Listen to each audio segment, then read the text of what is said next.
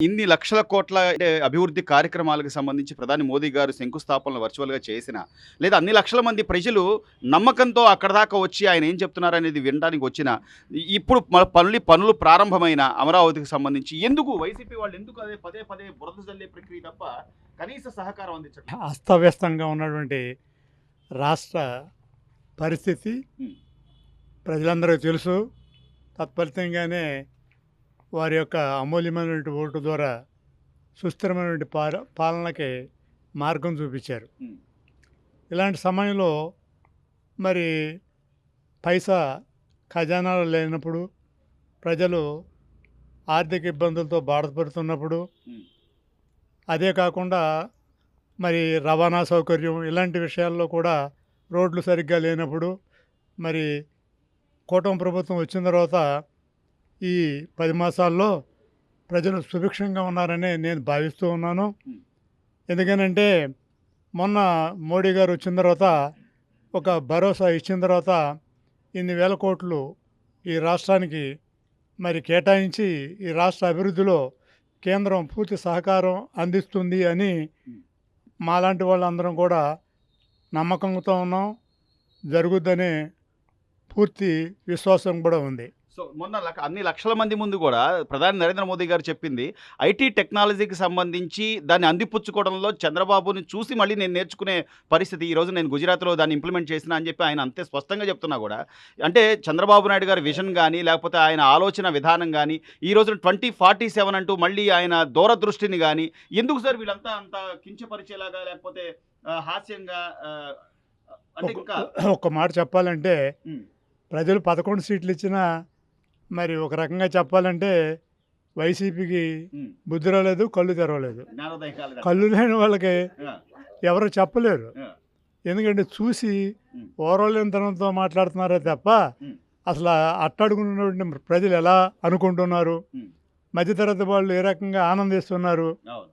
అనేది అసలు వాళ్ళు కించెత్తు వాళ్ళకి అవగాహన ఉన్న ఉమ్, పార్టీ మీటింగుల్లో చర్చించుకుని మనకి ఈ దుస్థితి కారణం ఏంటి, ఉమ్, ఎందుకు మనం ఇటువంటి స్థితిలో ఉన్నాం, ఉమ్, గతంలో వాళ్ళు 23 వచ్చినా దీనికంటే డబల్ వచ్చినాయి, అవును. మనం మరీ అట్టడుగున ఉన్నాం కదా ఉమ్, అని వాళ్ళ పందాన్ని మార్చుకునే స్థితి ఉమ్, ఏమాత్రం కూడా కనిపించట్లా. ఉమ్, రేపు వద్దుట ఇదే స్థితి ఉంటే అసలు ఒకరు కూడా రాకపోవటానికి అవకాశం ఉంది, ఉమ్, జరుగుతూ కూడా.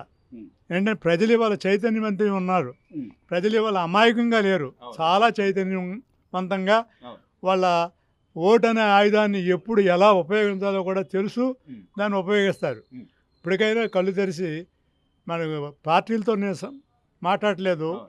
ఒక సీనియర్ సిటిజన్గా 80 సంవత్సరాలు నిండిన సీనియర్ సిటిజన్గా ఉమ్, ఎన్నో ప్రభుత్వాలు నేను చూశాను. ఉమ్, మరి నేను ఒక రకంగా ఉద్యోగ జీవితంలో రకరకాల పదవులు కూడా నేను చేశాను. ఉమ్, ఆ దృష్టితో నేను చెబుతున్నాను, ఉమ్, ఇంత నికృష్టంగా గతంలో నేను ఎప్పుడు చూడలా. ఉమ్, మరి ఇప్పటికైనా వాళ్ళు గ్రహించి ఉమ్, మరి సద్బుద్ధి కలిగి ఉమ్, ఈ వాళ్ళ యొక్క సహకారాన్ని ఉమ్, ఈ ప్రభుత్వానికి ఉమ్, అందించడమో, మంచి హృదయంతో ఆలోచించడమో ఉమ్. మంచిది తప్ప బుర్ర చల్లే కార్యక్రమం మంచిది కాదని నా మనవి. బాబాయ్ దాదాపు 10 నెలలు అవుతుంది చంద్రబాబు గారు వచ్చిన దగ్గర నుంచి కూడా పెన్షన్లని కానీ గ్యాస్ సిలిండర్లని కానీ ఉచిత ఇసుక అని కానీ అంటే కొంత మార్పు ఏమైనా కనిపిస్తుంది? పింఛన్లు కూడా ఇంటికి వచ్చేస్తున్నారు. ఆ, బానే ఉంది. ఆ, సో అంటే అప్పుడు ఎలా ఉండేది, ఇప్పుడు ఎలా ఉంది? అంటే అంతా నాశనం అయిపోయిందండి. ఆ, అంతా నాశనం చేశాడు. ఆ. పొలాలకు నీళ్ళు ఇవ్వలేదు. ఆ, ఏ పొలానికి నీళ్ళు ఇవ్వాలో తెలియదు. ఉమ్, ఆంధ్రప్రదేశ్లో ఏ మూల ఏముందో తెలియదు. ఆ, చంద్రబాబు నాయుడుకి 40 సంవత్సరాల పైన సీనియారిటీ ఉమ్. మరి అవకాశం ఇచ్చాక ఒక అవకాశం అంటే అందరూ కలిసి మరి పోయినసారి 151 సీట్లు ఇచ్చారు. ఇచ్చా, మరి ఇస్తాడా? వాడు చెప్పడం వారం చెప్పాడు కదా. ఆ, ఏ పని కరెక్ట్ చేయలే, ఆ, డ్యాములు కరెక్ట్ చేయలే, అవును, పొలాలకు నీళ్ళు ఇవ్వలే. అవును. పేద వాళ్ళు ఏడిపించు తిన్నాడు. ఉమ్, చెత్త పన్ను వేస్తారు ఎవరన్నా? అవును. వేస్తారు చెత్త పన్ను? ఎప్పుడు లేదు, ఎక్కడ లేదు. ఏనాడు లేదు. ఉమ్, చెత్త పన్ను వేసి డబ్బులు వసూలు చేశాడు. అవును. ఆ ప్రభుత్వం ఆంధ్రప్రదేశ్ సగం నాశనం 30 సంవత్సరాలు వెనక్కి తీసుకెళ్ళాడు ఆ. ఇంకా నేనే బాగా చేశాను ఇంకో 4 ఏళ్ళు కళ్ళు అని అనుకుంటాడు ఆయన. అనుకుంటాడండి, నేనే బాగా చేసిన అనుకుంటాడు. మందు కొట్లు పెట్టాడు. ఆ మందు ఏ మందు ఏనాడన్నా చూడలా మేము. ఇప్పుడు అదే మద్యం కుంభకోణంలో కొన్ని వేల కోట్లు చేతులు మారినాయి అని చెప్పి ఈ రోజు ఇప్పుడు మేము పొద్దుగూలు కట్టుబడతామండి, సాయంకాలానికి తాగుతాము. ఆ మందు మంచిది కాదు కదా, కనీసం అప్పుడు బ్రాండ్ అయినా తెలిసే బాబా ఏ బ్రాండ్ తాగుతున్నారు తెలియదుగా. ఏదో ఒకటి ఇవ్వయా అన్నం తాగడమే. వయసు కుర్రోళ్ళే చనిపోయారు ఆనాడు. మరి ఇప్పుడు మామూలు పాత బ్యాండ్లు వచ్చినాయి. పొద్దుగూలు కట్టుబడతాం కాబట్టి ఏదో ఒకటి తాగుతాం. రూపాయలు ఎక్స్ట్రా అయినా పాత బ్రాండ్ అంటూ ఒకటి తెలుస్తుంది మనకి. తెలియాలి కదా, మ్యాగ్నాసో ఎంసీ బ్యాందో ఎంసీ విచ్కో అదేదో రంగులు కలిపి నీళ్ళలాగా తెచ్చి వయసు కుర్రోళ్ళు ఎంతమంది చనిపోయారండి. మీరు అన్నట్టు బాబాయ్ అమరావతిని విధ్వంసం చేయడానికి లేకపోతే నాశనం చేయడానికి మూడు రాజధానులు అన్నాడు. మూడు రాజధానులు ఏమైనా చేశాడా? అప్పుడు అసలు అమరావతి పరిస్థితి ఏంటి బాబాయ్? అసలు ఒక్క రాజధాని కడుతుంది ఆయన వల్ల కాదు. 3 రాజధానులు అన్నాడు. ఇప్పుడేంటి వైజాగ్ వాళ్ళు విజయవాడ వాళ్ళు తనుకోవాలా? అంతేగా ప్రాంతాల మధ్య గొడవలు ఇప్పుడు పుకారు ఎత్తినాడు ఇక్కడ, మా వైజాగ్లో రాజధాని వద్దండి, మాకే కావాలని వాళ్ళు కూడా ఎగబడితే కృష్ణా జిల్లా వాళ్ళు వైజాగ్ వాళ్ళు తనుకోవాలిగా. కనీసం ఇసుక ఉచితం చేశారు, పనులు దొరుకుతున్నాయి, ప్రతి వాళ్ళకి పని ఉంటుంది. బంగారంలాగా పనులకి వెళ్ళేవాళ్ళు ఈ రోడ్ల మీద ఉండేవాళ్ళు సిమెంట్ పని వాళ్ళకి అన్నా క్యాంటీన్లు కూడా తీసేశాడు గతంలో. తీసేశాడు. వాళ్ళ కడుపు కూడా కొట్టే పరిస్థితి. 5 రూపాయలకి భోజనం దొరుకుతా బాబాయ్? లేదా?